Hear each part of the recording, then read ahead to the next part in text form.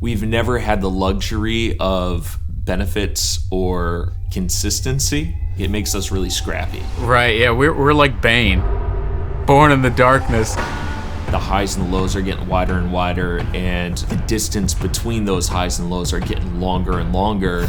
If I've been going at it for so long, why am I not more well known? When you don't give someone a reason enough to care, you haven't displayed it in a way that would bring someone to the table. There's going to be a true hunger for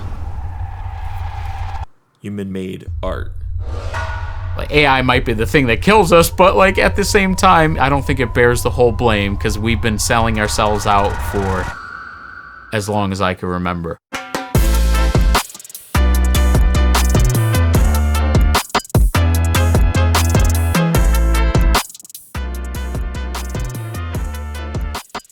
All right, Matt. Well, it's been about what, 12 episodes since you've been on, and so much has changed. 12 episodes in 10 years. 10 years. No, it's been 12 episodes in 2.5 years. Yeah, I think I recorded the majority of the episodes this year. Yeah. Well, that's good. Showing momentum. Yeah, you know. Well, welcome back to the latest episode, which I think is like so relevant for all creatives right now. It's called The Lost Generation because I feel like a lot of the stuff that we're doing right now mirrors what happened, you know, in Hemingway's age and Gertrude Stein and all them. Because like it, you know, it looks a little bleak out there, and you know, we're all kind of searching for answers and trying to figure out what's the next step. Yeah. So I figured you could speak to that as we go through this episode. I don't know what that says about me. I think it's just because like you've been a freelancer almost as long as I have, and it's like we've seen so many different changes over the past few years, and like, you know, it's crazy to see how fast change is accelerating, you know? Yeah. What are you playing around with back there? I'm just setting the always on feature so that my audio doesn't cut off.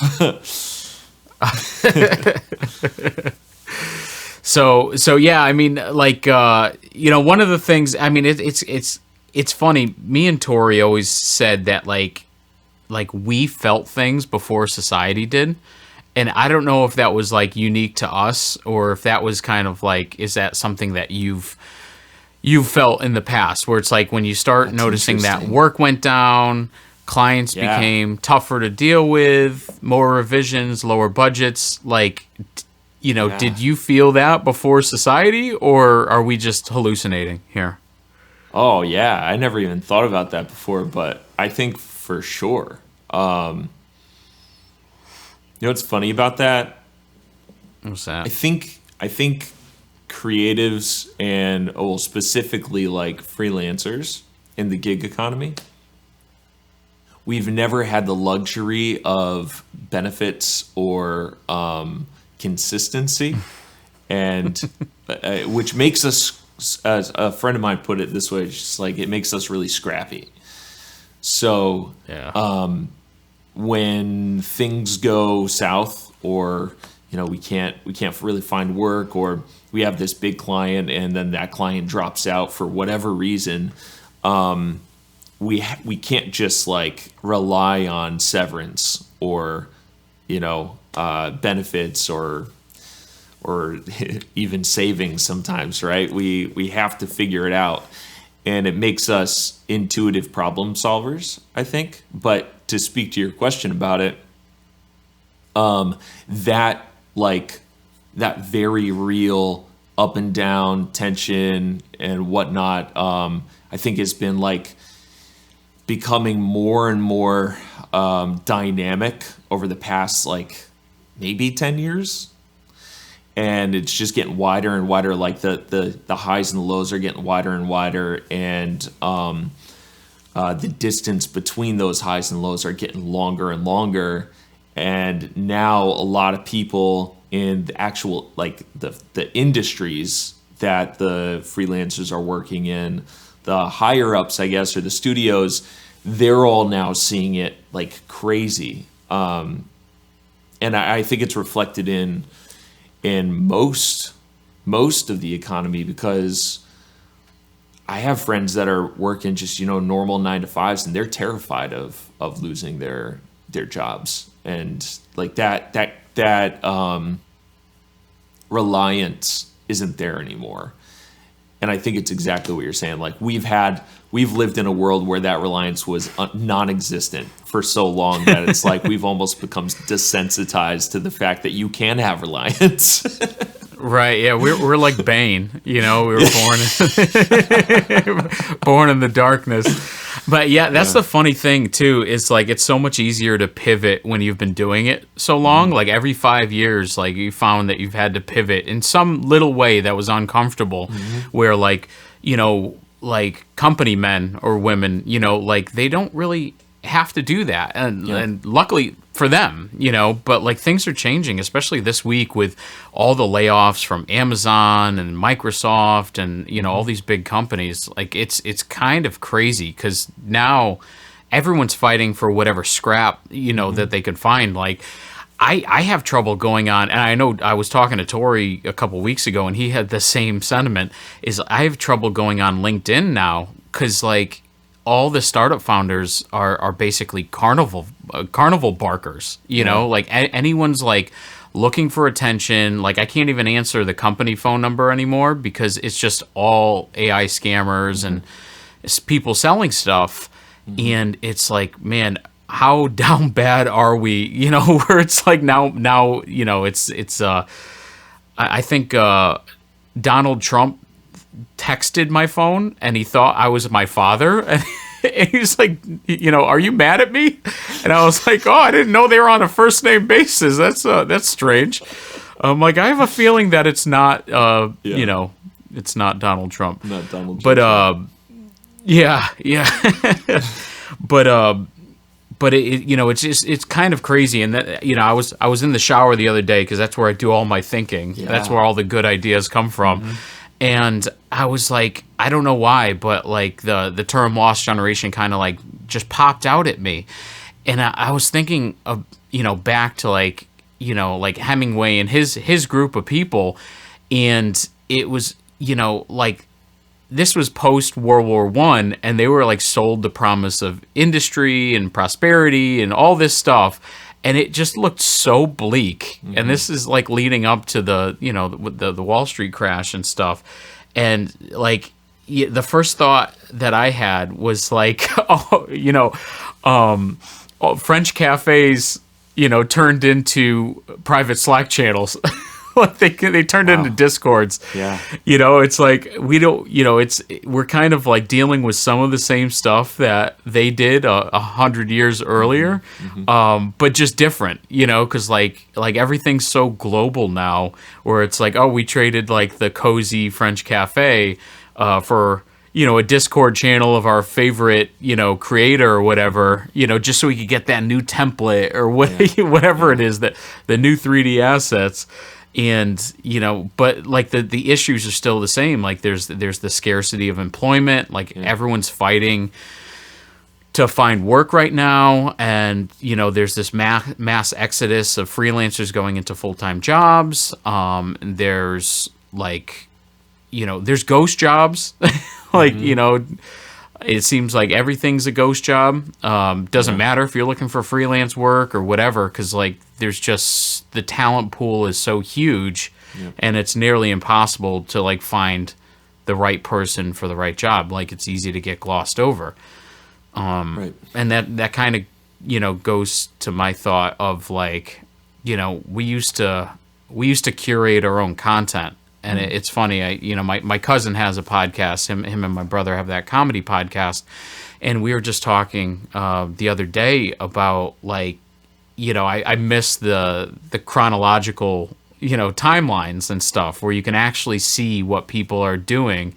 Now everything's curated for you, and that's like kind of it's not the first time in history, because I think before the advent of like the printing press, that's how things were. Mm-hmm. And then you had some autonomy to select your own things. Oh, I like this artist, I like this writer. Mm-hmm. And then now it seems like we're going back to like the automated curation of somebody who knows better than you. Yeah. And I think like I mentioned it before a few times, but like I really think we need to go back to like smaller communities and like, people who have like, who are emotionally invested of what you're trying to do, like whatever it is, Yeah.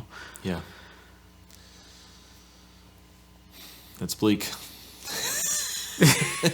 But I'm optimistic though that everything does reset back to, I'm not trying to bring you down. It's more of like, we're in this weird transitionary phase between like, a whole bunch of change, and then there's going to be some shakeups, and then we'll go back to center like we always do. Yeah. But I don't know how long it's going to take, because like, does 2025 lead us into a 2029 stock market crash where everyone's kind of, seeking work, or can we manage to figure out a way to claw ourselves out of it? But like, it's so funny. I was grabbing a beer and a cigar with my friend Steve. He has a tint shop, and so we ate pizza and sat in his garage last week. And I was complaining, it's like a fight to like find work right now. And he's like, well, you know what your problem is? I'm like, what's that? He's like, well, you got it in your head that you can only work with corporations. And I was like, oh. Mm-hmm. And he's like, the stuff you guys do has value, but it also has value to like mom and pops and this and that. And I was like, yeah, but I won't be able to do like the level of production that I want to do. And he's like, yeah, I know. He's like, but you got all your other projects that you're working on. Like, so like, what's stopping you from doing that stuff for, like having clear packages for smaller businesses? I'm like, well, the budgets are small. He's like, well, yeah, it's just the way that you run your business. Have guardrails so you can't, so they're not making 50 changes and stuff. And I'm like, you have a point. I mean, not for nothing, but I'd rather work for a mom and pop shop that is just excited to have good design, good art, good whatever they need, over a corporate company that is wanting to maintain a certain level of sterility, just like sterility, just like a clinical. I mean, like a watered down kind of thing, and they're vampires. They love to suck all of the life and meaning out of what you're doing, and also they're the ones that aren't paying well too. So they love to nickel and dime you for the most part, and at this point, and I think this speaks to what you were saying earlier. I've kind of trained myself to believe that like anyone that wants anything is going to nickel and dime you. Doesn't matter if they're a corporation or not. Like, people are not just, they're not, it's not that they're greedy, but they want the best deal. And that's why AI is now so, it's groundbreaking in the design world and in the music world and the film world. It's giving a tool to people that weren't able to do something before for themselves. So I have a client who he's an artist. He's a musician. His name is Decree. You can find his music on any platform. Don't listen to it on Spotify, because Spotify, well, okay, we'll not go into that. But yeah, they're cheap. They don't pay him what he's worth. Yeah, right, exactly. I think he's liked a post before. Okay, yeah. No, he's a good, so really, he liked really a post. good guy. So he's good in my book. Yeah. he could easily just, he puts out so much music, and his turnover rate is really fast. And but he he's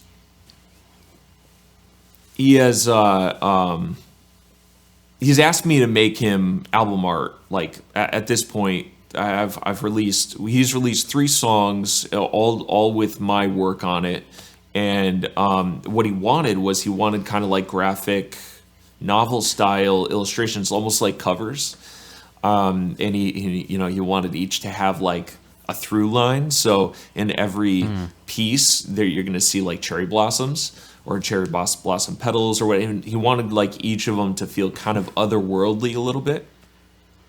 And he's got this plan to do a lot of them, and he wants to employ me for each of them. And he could easily go on Gemini Nano or whatever and ask it to, create whatever he wants.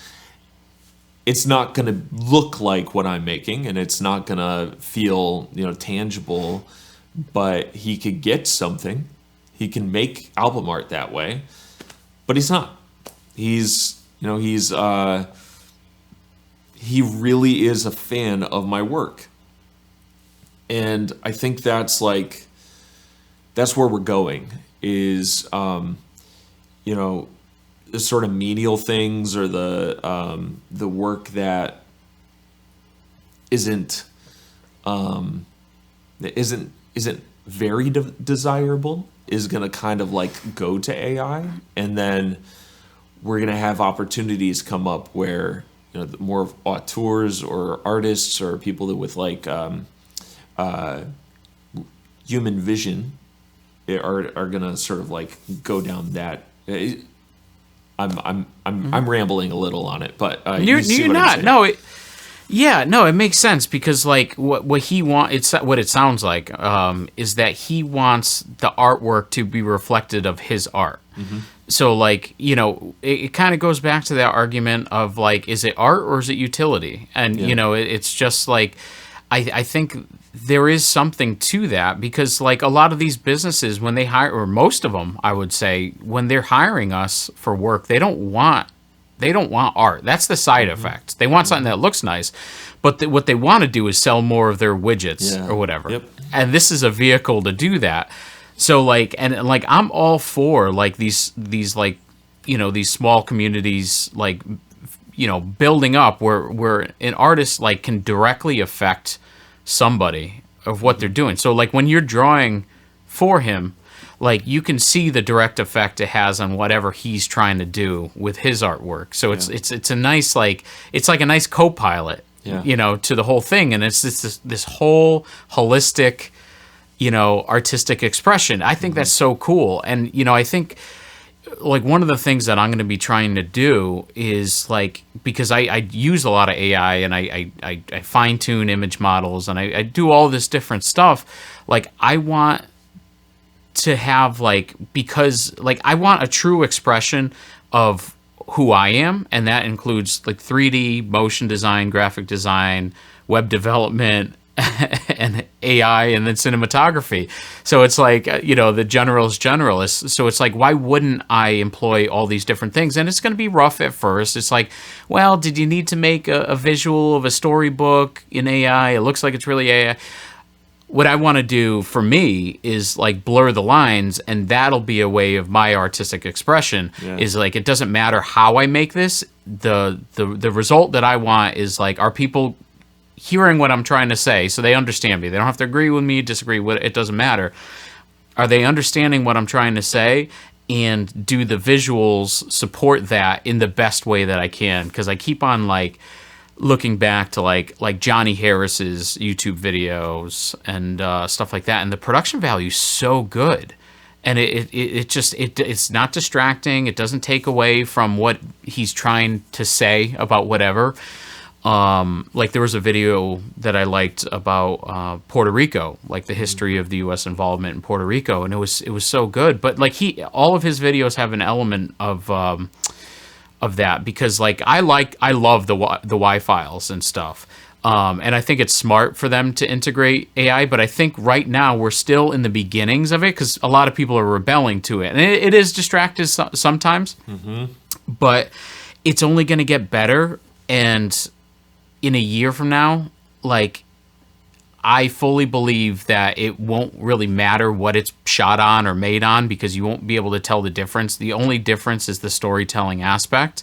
So like with your drawings, like if you gave me 20 of your drawings, like I can mimic that style. It won't be perfect right now because the line work will be different. Like, you know, it's just not going to nail whatever it is that Matt. It won't be, but in a year, it will be, and that's the scary part where it's like when, you know, right now anyone can make a Sora 2 video that looks like unbelievable. So that quality argument is quickly going out the window. So now it's like who's going to be creating with something to say? Like, what do they, you know, do they have a mission for it? Like with me, you know, I talked about in the previous episodes about like this is my exploration. Like I'm trying to figure myself out through art. You know, like you might like to make people feel things. So, you know, you like something. What do you like, Matt? Tell me what you like so I could be validated. Yeah, I do like to make people feel things. I think for me, art is like the most important part of my creative process is the process itself. The final product is less important.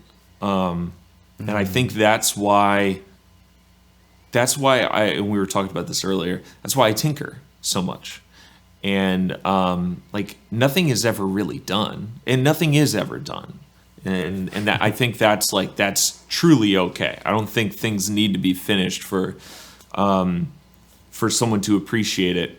I enjoy sending people music that I'm working on when it's at like the 25% mark, just so they can hear it, you know? And I don't know, maybe I should be doing that on social media too, but I know it's so hard. It's fun to, it's the process of making something is the process for a reason. And I have, you know,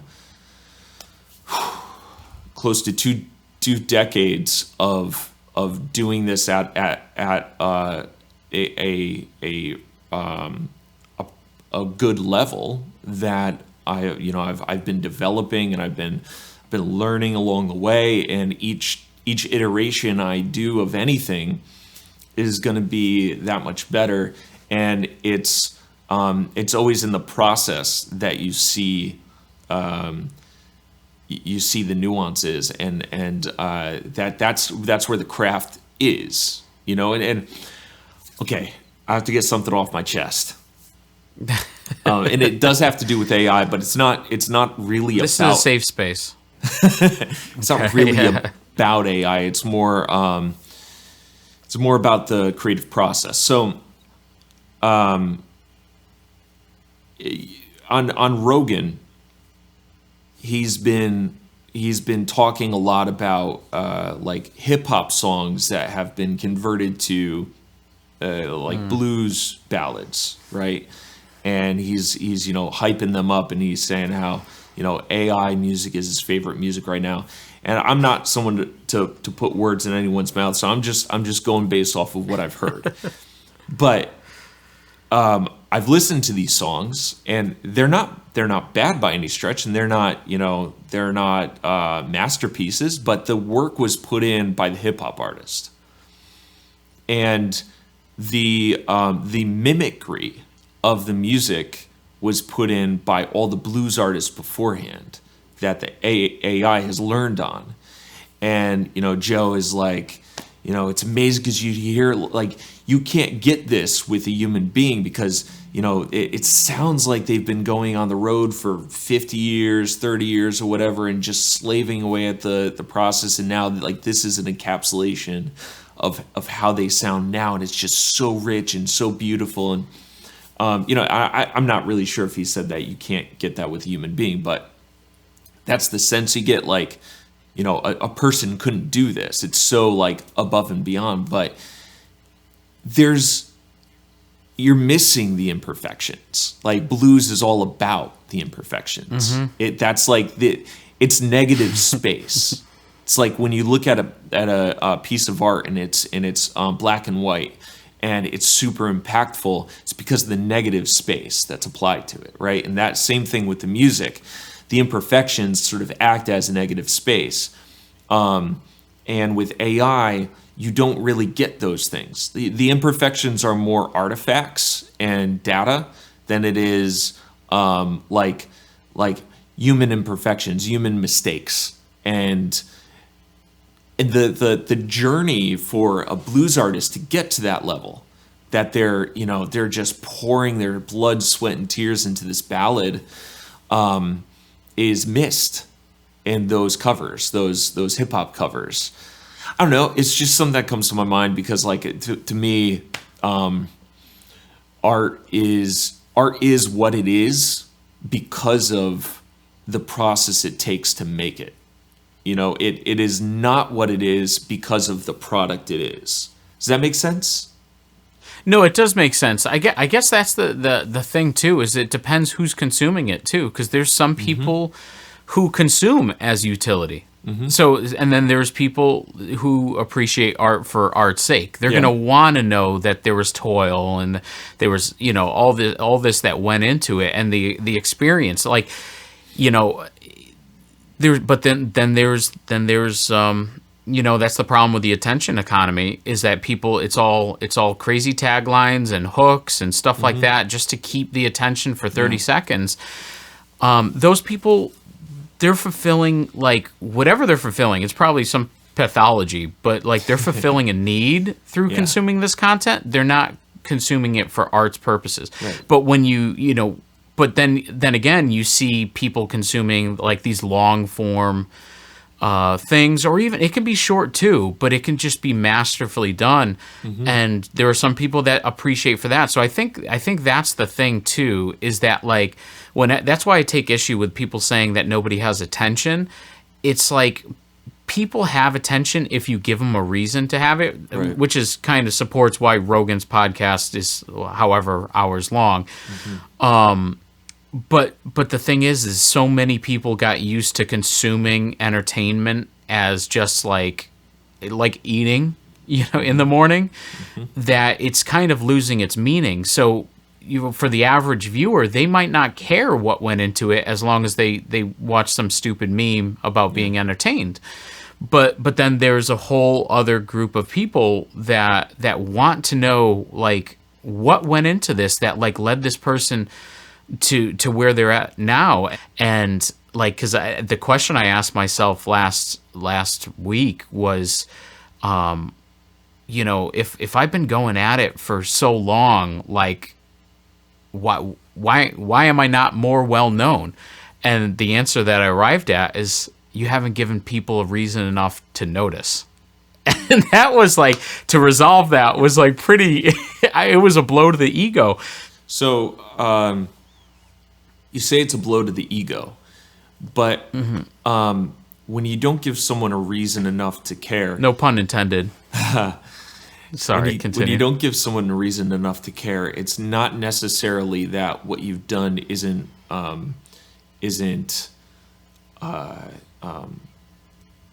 viable or valuable or a reason to care. It's that you haven't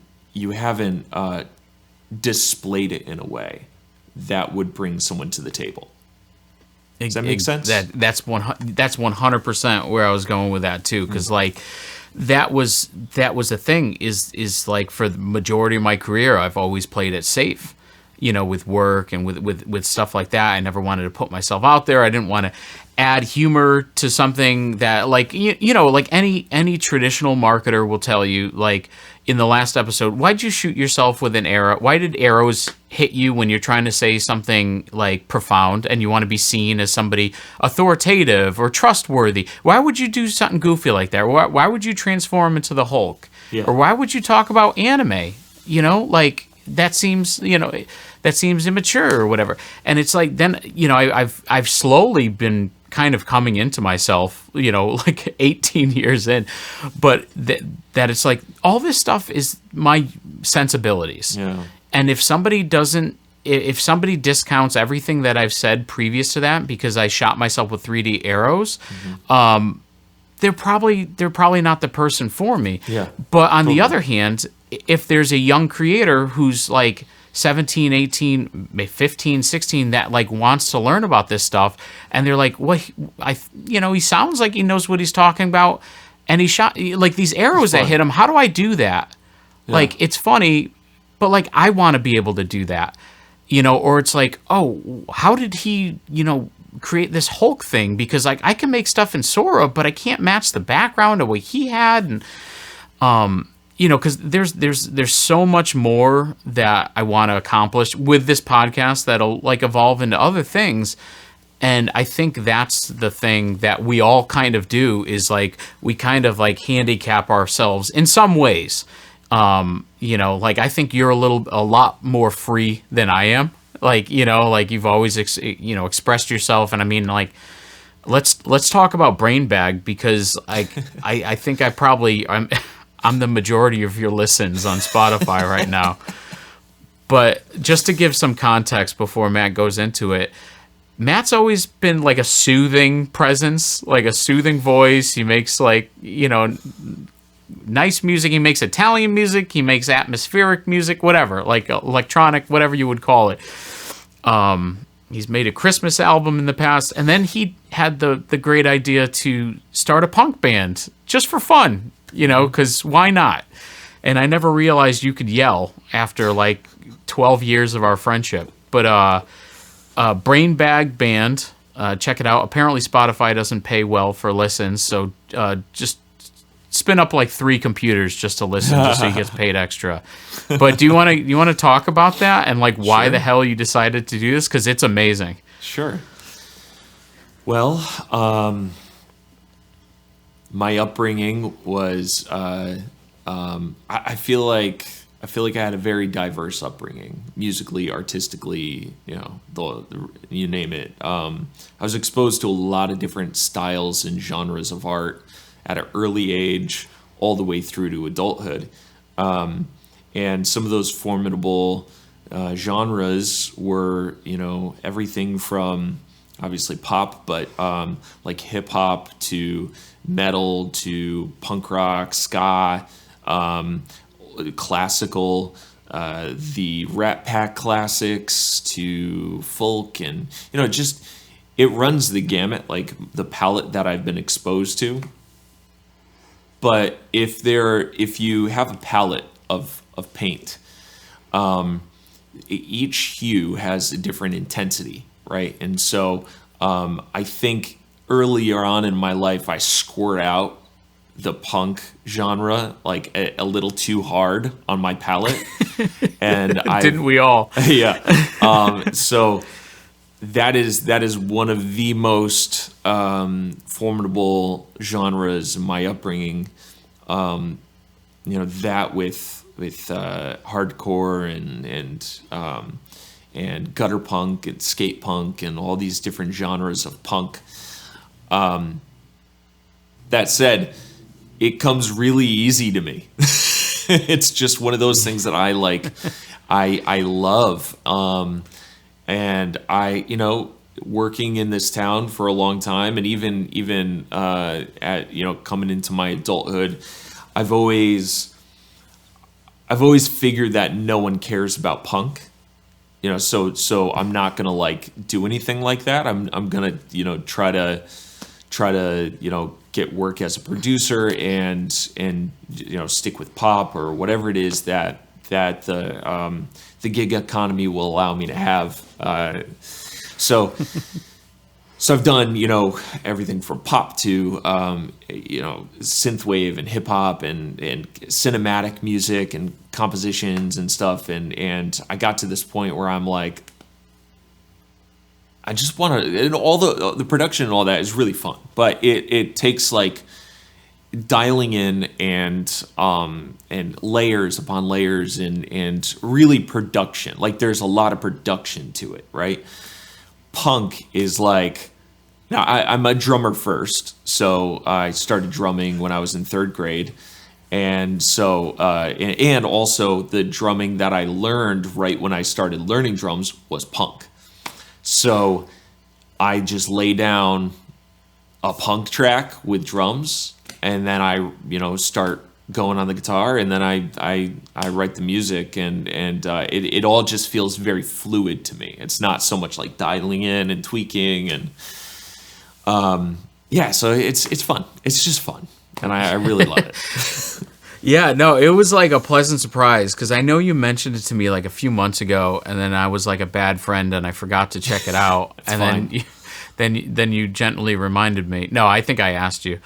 Well, I had a song come out for Halloween. Oh, right, you're right, and that song's awesome. I was screaming it in the car down like a residential street, even with the windows closed, and I think a little Pomeranian started barking at me, so it was good. But like it's just so funny too, because like we're all kind of finding ourselves a little bit more like through this thing where we realize like, you're always trying to either keep up with the Joneses or keep up with what your client expects or all that.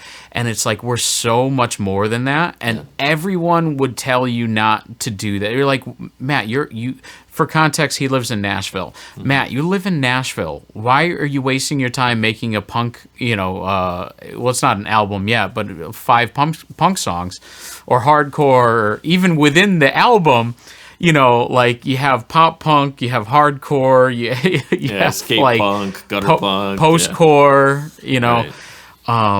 So, but it was such a relief. And the funny thing is, I forget that you made it because I've been listening to it on repeat, and I was like, these are really good. He needs it because you could see, and maybe it's just me making things up in my mind, but you can see like the influences of Minor Threat and like things like that. I was like, okay, all right, Matt, I didn't realize. So I'm putting you on blast that at some point I'm gonna have to figure out how to sing well so I can guest vocals, but guest screaming. There we go. Yeah, but no, it was so funny because like when I swear I probably played it through like 50 times. We were doing a little Halloween party, so I had to clean the whole yard and I had to do all this weed whacking, so I just had it on repeat. Oh, man. I'm like, I'm gonna drive up those plays for this sucker, I appreciate it. but I was thinking, I was like, he's putting himself out there, and it's like, like I told you the other day, I was like, you might not be famous while you're alive, but if if you're dead, like if we kill you off, like you'll be, your stuff will go for a pretty penny. So I'll have you start signing things now before Hilarious. Before hospice. I was gonna say, Brain Bag is a good example of not caring about the product, like not caring about really the end result. And my wife could definitely speak to all of this, but I have a very hard time with releasing anything. And it's because the job was done. Like I worked on it, and that was the important part to me. I love it. I love it, but I don't care to revisit it. And so why should I care to put it out? And the barrier to entry to put something out, you gotta, sign it up with your PRO, which I still have to do for Straight Jacket, but you have to, you have to log it with your PRO. You have to go through the process of distribution. You have to make sure your distributor is shopping it around to playlists. And it's just like after the job is done, like after the actual creation itself has been made, there is another job to do. And me, as a creative, I dread those jobs. So I don't do it. I just make it. I have, hard drives full of stuff that is just never going to know the light of day because I've done it and I loved it. And let me clarify, I loved the process of it, and the process is done. So the cool thing about living with someone, my wife who's also an artist, is she's always pressuring me to make sure that I get the PRO stuff done and the distribution done, and she's always harping on me to release and promote and make sure I'm actually getting like the doing the thing that should happen after you've made something, even though my instinct is to just put it on a shelf and just appreciate the fact that it was done at some point and just move on. Because every project I do, I've learned so much from that project, and it reminds me that I'm never done learning, and I really love learning, and I love learning by mistakes. I love learning by creation. So I'm almost never not creating, and this kind of goes back to like Brain Bag, because while I was working on Straight Jacket, guess what I was doing? I was making a synthwave song.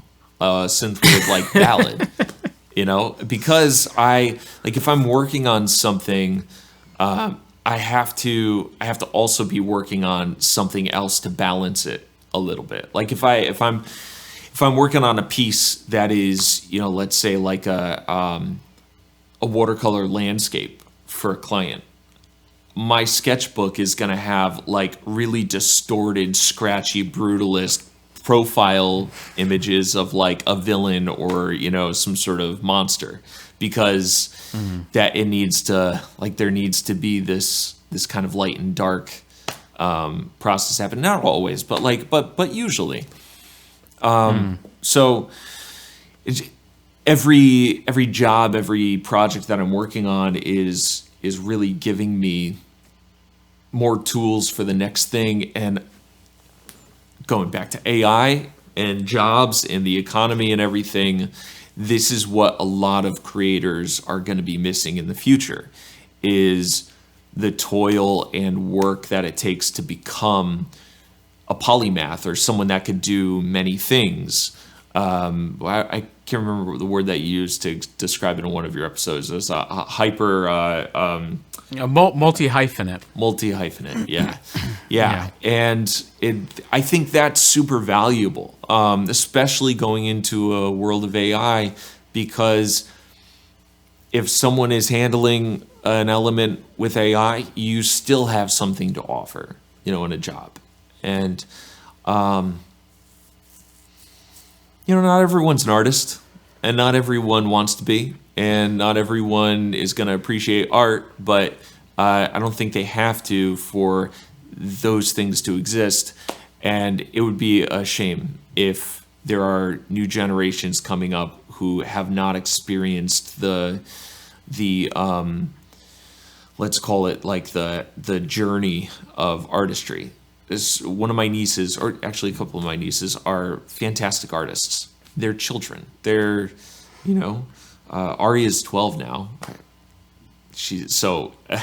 Which is wild, but she's been painting since she was a little kid. Her sister as well, and as they grow, their art is becoming more and more polished, and like you could tell that someone is practiced.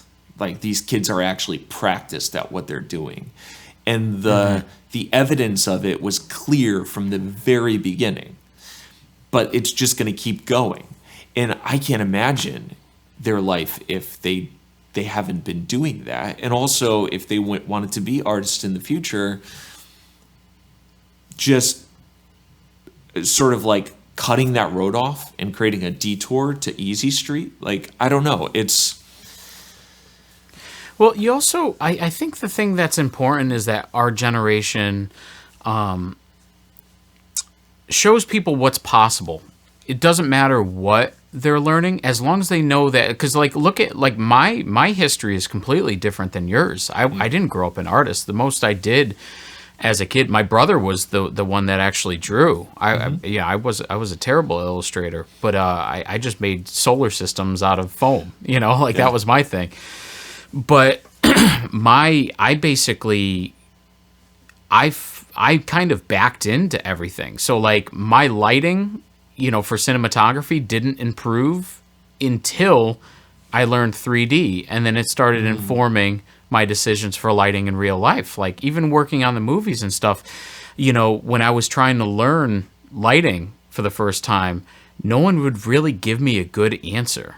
And that might have been due to their inexperience. I assume like if I had started on with bigger movies and less guerrilla filmmaking, I probably would have gotten a more informed answer about like how to improve the quality of light. What does quality of light even mean? Stuff like that. Sure. But as I got better in 3D, because I was kind of learning both those skill sets in tandem, my lighting decisions in 3D started influencing how I lit things in real life. And, so I kind of backed in to the art of grip and electric, about lighting through just experimenting and realizing like, hey, maybe this isn't the way that other people do things, but this is possible because I know this other thing. So like even, last year I built a pergola for my wife. It's like a hexagon almost, and it's a fire pit. So I had never built anything like that before. And I felt really uncomfortable with measurements because like in 3D, I work with metric all the time. And then, of course, I mentioned metric to my father and my uncle, and they laughed at me. They're like, you're not measuring this in metric. I'm like, well, you can. Most of the world does. But, that's neither here nor there. So what I ended up doing, because I felt insecure, like I had no history with building something. So instead of not doing anything at all, not building it and whatever, I designed the whole fire pit in 3D, and I actually used an AI technique outside of 3D called Gaussian splatting. So I had taken a video of the area of the fire pit because I wanted to see like how it would actually look in that area to scale. Yeah. And I recreated using this technique called Gaussian splatting. I think it's called pure shot or track shot or some sort of shot. But it basically recreates the scenes as like these basically blurred splats of pixels. And you have a 3D environment from it. So I was able to take what I created in 3D and plopped it in there. So, everyone's journey to art is going to be different. But like I kind of stumbled into this because of my natural curiosity. But like I feel like some people are going to be naturally curious. They're going to want to know, how do I keep getting better? How do I, like I've gone this far in my career and I still don't know how to draw. I think it's time for me to learn how to draw.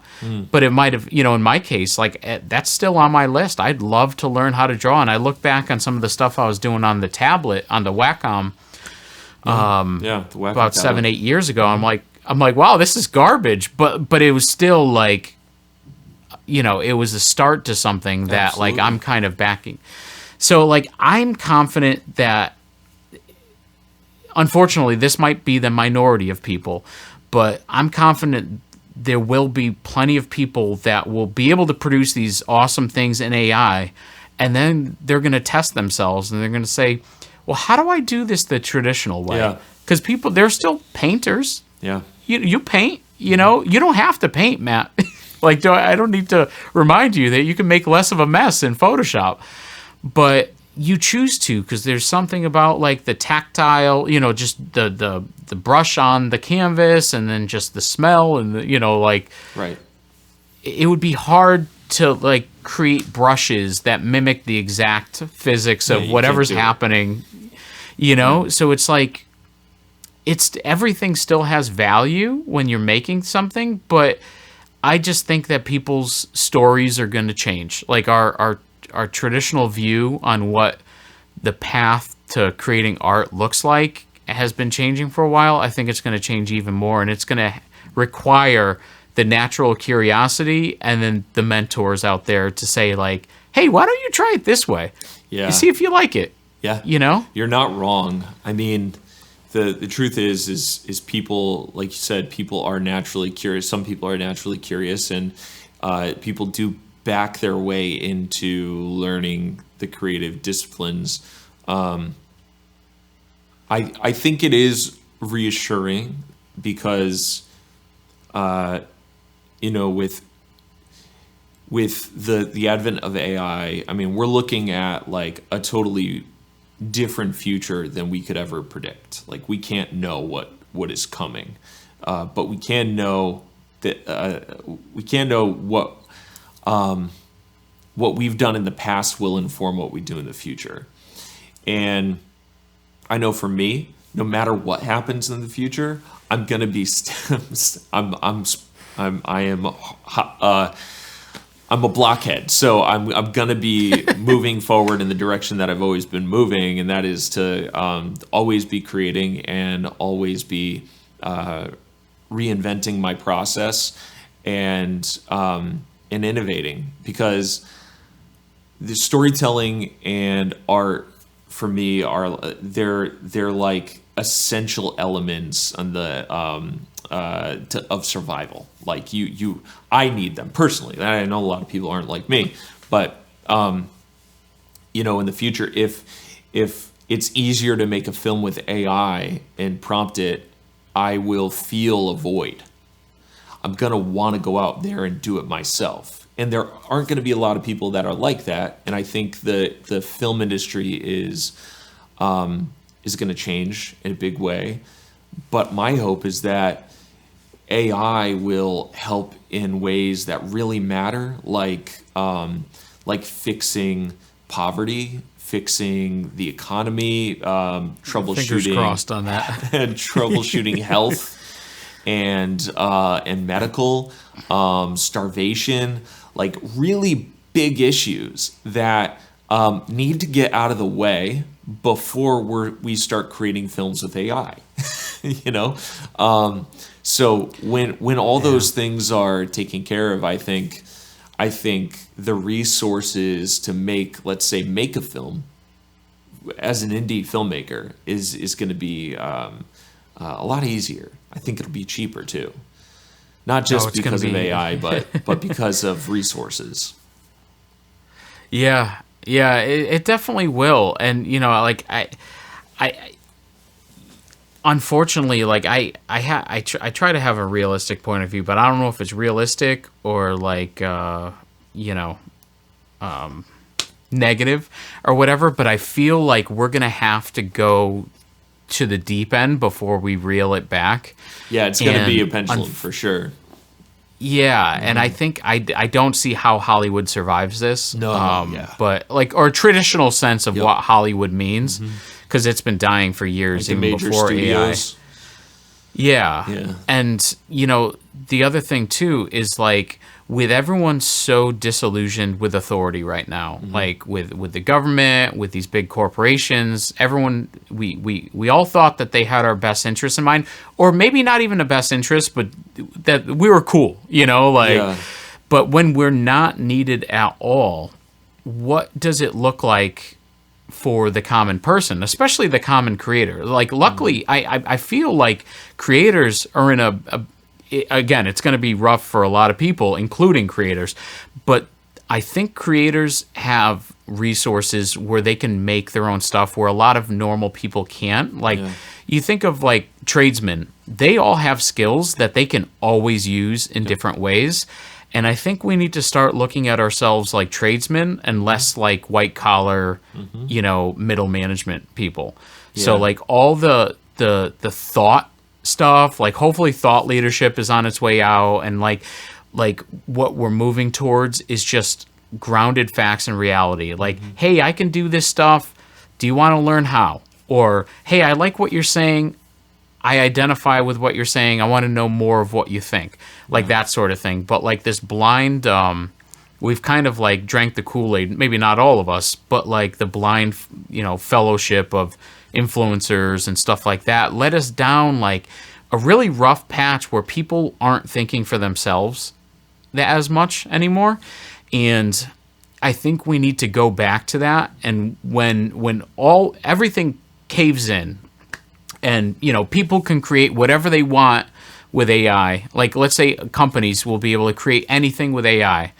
The argument should be, then you should have endless revenue, right? Because you were paying us to create something for you in order to get revenue.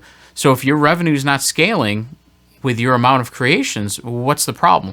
Well, maybe the problem is that there's more than what you said, like the final product. There was intent behind it. So when an artist does something, or a graphic designer or whatever, a cinematographer, they're trying to solve a specific goal for the client, and they might approach things in a different way, or they will approach things in a different way than how, if you input, like, make me an ad for this, perfume brand, the data set is only so large. And at some point, it's all going to be watered down content, and you're going to look towards people like us. And I'm not saying this is like a spiteful thing. I'm saying that, like, we have a lot of currency 10 years from now. So yeah. I think the next 5 might be really miserable for us. AI learning on itself. I think you actually mentioned this to me last week or something. Like, AI will eventually start just eating its own data and spitting out, it just regurgitated AI work, because that's what it's going to learn off of. Right. It's not learning like we learn. We're like, I guess AGI is another answer to that. It learns based off of other factors, not just like the product that it's learning off to create products like that, but we learn in a way and create in a way that is, I think, it's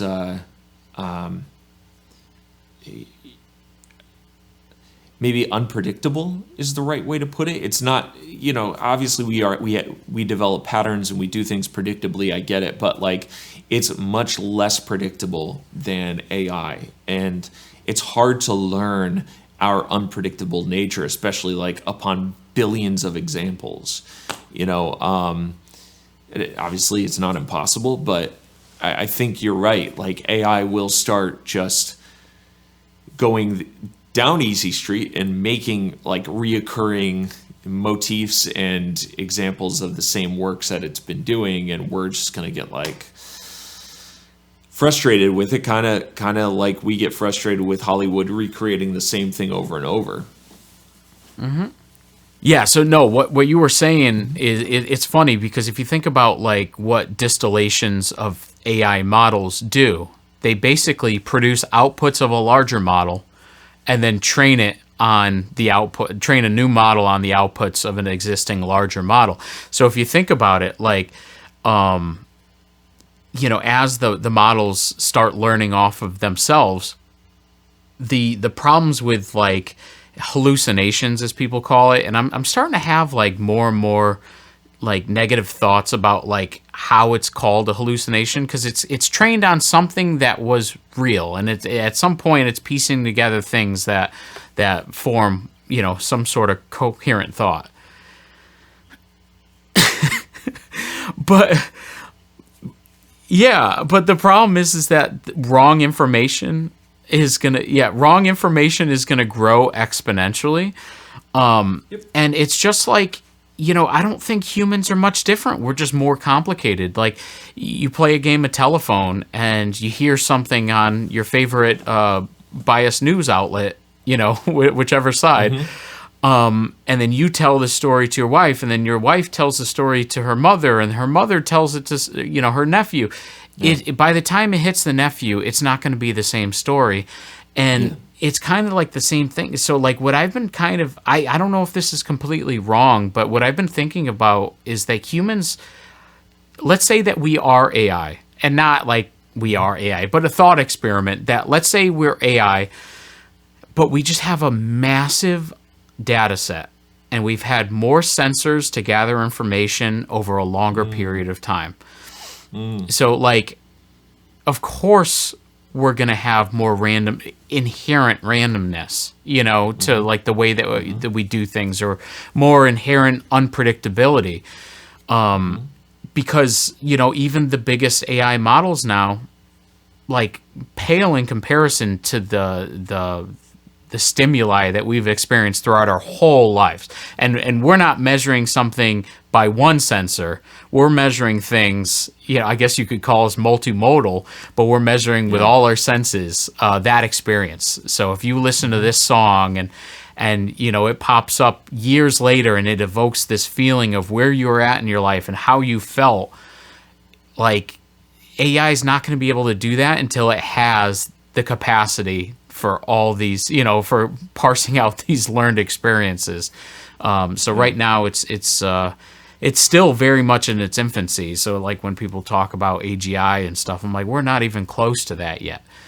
But well, it's also really frustrating too that a lot of people look at AI as like a future god, and that's to assume that as AI grows, it will just become a god, like a data god, right? And that's also to assume that like it's unlimited and infinite in its learning, and I don't know if it is. I'm definitely not like an AI technician or anything like that by any stretch. I'm just speaking to what I've seen and what I've heard and dip my toes into. But I don't know. I could be wrong here, but it just doesn't see. It could, obviously, and I've seen a lot of sci-fi movies to give me that impression, but I don't know. And I think that's the big problem. Is like we just don't know what's going to happen. We're basing all of these predictions on like really big assumptions. Yeah, and it's kind of hard to like trust a lot of the voices that talk about, especially the alarmist voices too. But like there's stuff that's maybe there's an emergent behavior from, maybe knowledge does come from, like, intelligence does come from the written word. Like maybe that's maybe there is some seedling of intelligence there. But at the end of the day, does it really affect us in, like, it does not stop us from doing things.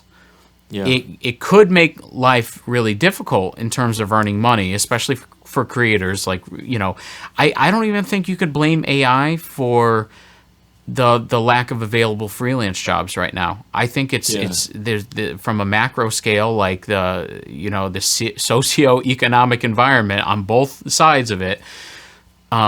It doesn't look good, and like these massive layoffs, I think they say we're laying people off because of AI. I think that's just for the investors. I think right now is, I've realized that there's a lot of fake stuff out there, and everything's hype and everything's marketing. And if people are operating from a realm of comfort, I think you'd see behavior that's much different from these companies. So someone's getting money, obviously. I don't know who that is, but I would say the vast majority of the people operating in the companies are not in a realm of comfort. And so, I think AI is a great scapegoat right now. I think there's a lot of valid criticisms for what it does to for copywriting of work and stuff like that, and stealing's never right. But I think ultimately, once we get past this hype stage where it becomes an incredibly useful automation tool, I think people will be able to see a little bit more clearly, and it might be a few years before we see that. But it certainly isn't helping like the general sentiment from like our community of people. Because when you call like 10 friends and they're like, oh, how you doing? Oh, getting by, looking for more work. Obviously, I've been getting ghosted a lot. Oh yeah, me too. It's like, man, what happened? So it's I think it's just everything over the past like 10, 15 years led us to this moment. And I don't think you could blame one single thing on it. AI might be the thing that kills us, but like at the same time, I don't think it bears the whole blame, because we've been selling ourselves out for as long as I can remember. Yeah. I should clarify here. I am very hopeful about the future. I'm generally speaking pretty cynical, but I've been trying to be more positive lately, and and I think with the way that everything is going, there's going to be a true hunger for human-made creativity, human-made art, whether that's music or film or illustration or storytelling or whatever it is. I think there's going to actually be like a driving hunger for it, and it's going to kind of like plow a lot of the let's call it slop or whatever sort of pejorative you want to throw in there to the side. And and by plowing it to the side, that just means like it'll be we'll be able to turn off our brains and watch Ghostbusters 85 in 100 years, but we'll still want like the Inglourious Bastards. Mm-hmm. We'll want that type of stuff. So I don't know. Even with like pop music, people will still want to listen to Taylor Swift, but I'm gonna still want to listen to Bear Cubs. So right. Yeah. I think that's like humanity's like inherent need for finding meaning in everything that they experience too. And it's like at some point, maybe you're not a music lover, but you probably search for meaning in other places, and it's soothing and stuff like that. So I think we'll always seek that out, despite how much AI slop there is or whatever. And it was like, it's kind of the exact same thing that the generation 100 years ago was going through. At the end of the day, people seek out a zone of comfort and they seek meaning from their lives. And right. So, and maybe to a lesser extent, like the hunger to be understood, but I think the main thing is can I live as comfortably as possible? And is it all for something? Please let it be for something. So let me engage with things that make me feel like something is that life is worth living. But yeah, I mean, I think this is a good place to wrap up. This is a good. You're gonna get me thinking about so much stuff later. I hope so. Yeah. Next time I'll make sure I have like a larger memory card too, so we can go longer without starting and stopping. But so yeah, I'll just shout you out real quick, or you want to shout yourself out? I'm not going to do your job for you. Sure. Yeah. I mean, you can find me on Instagram at Created by Teo. That's Created by TEO. You can find my music. Actually, you can find anything that you want to find on my website. Excuse me. On my website, teomultimedia.com. That's teomultimedia.com. There you go. I'll put it on the screen for you. Perfect. Yeah, and then check out Brain Bag Band on Spotify. Oh, Brain Bag. I think Instagram would be Brain Bag the Band or Brain Bag Band or something like that. I had to figure out how to use Brain Bag and make it a band, but on Spotify it's Brain Bag. Yeah, please do. All right. Well, yeah. Thanks a lot, man. No, this was cool. I'm glad you're episode 14. I think 25 might be a good episode for you to come back. Perfect. I wanted to make you 15, but 15 has like this deep psychological analysis. So like I thought it was like a very important episode. So you're 14, and then eventually Perfect. Not as important. You're very important to my book, Matt. All right. Well, I'm gonna sign off so I can get some work done. But I'll see you soon. Alrighty. All right. Thanks, buddy. Yep. All right. So that pretty much sums up the conversation with Matt Guastamacchio. I hope you guys got something from it. I know we jumped around quite a bit, but I think to basically sum up the episode, the future does look really uncertain for a lot of creators out there. But that doesn't mean that we need to throw our hands in the air and pout and start crying. I think the only thing that we can do is to keep moving forward, learn something new every day, help somebody new every day, and get better at our craft so we can make the world a better place. We're not curing cancer, but we can influence other people. So with that, like, comment, and subscribe. Share with one person. That's all I want to do, is help one person a day. That's it. So if I can get to that point where somebody says, you know what, thank you. There was that one thing you said in that one episode. It helped me. I'm like, okay, that would be a good place to be. So with that, always be creating. And this is Driven to Create. See you on the next one.